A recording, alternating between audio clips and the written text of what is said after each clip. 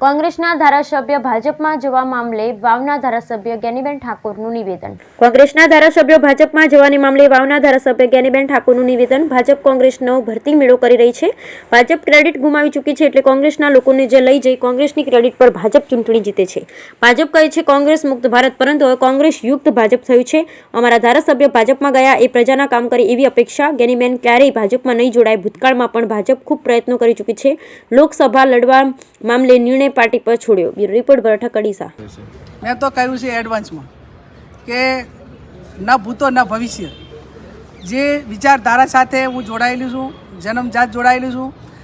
मारे कोई एवं नौकरी नहीं करतुं के मारे नहीं कोई एवी फाइलों चालती के नहीं मारे जेटलू गवर्नमेंट के जे लेवले एमने जेने जे ट्राय करवा था भूतकाल में करी चूक्या है अने हजी करवा होय तो मारी ना नहीं।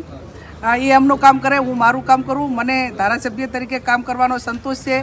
મારા 3 લાખ લોકોના મતદારોના આશીર્વાદ એ મને કોંગ્રેસ પાર્ટીએ આજ સુધી જેટલી વખત તક આપી એ કામ કરવામાં, જ્યાં પણ મને જનતાના આશીર્વાદ ને પક્ષના મોવડી મંડળના આશીર્વાદ કે જે મને ગરીબ સમાજમાંથી આવું 7, 12, 17 ને 22 4 વખત વિધાનસભાની ટિકિટ આપી અને પાર્ટીનો જે કાંઈ આદેશ હશે એ આદેશથી કામ કરવા માટે બંધાયેલી છું। બાકી 2027 સુધીની જે ટર્મ મારી પૂરી ન થાય ત્યાં સુધી મારા જે કાંઈ હકદાર છે એ વાવ વિધાનસભાના મતદારો છે, 18 આલમ છે અને કોંગ્રેસ પાર્ટી છે, ત્યાં સુધી હું બંધાયેલી। જ્ઞાનીબેન લોકસભા લડશે 2024 મેં કહ્યું એ પ્રમાણે કે પાર્ટીનો મોવડી મંડળનો નિર્ણય એ મારા માટે શિરોમાન્ય હોય।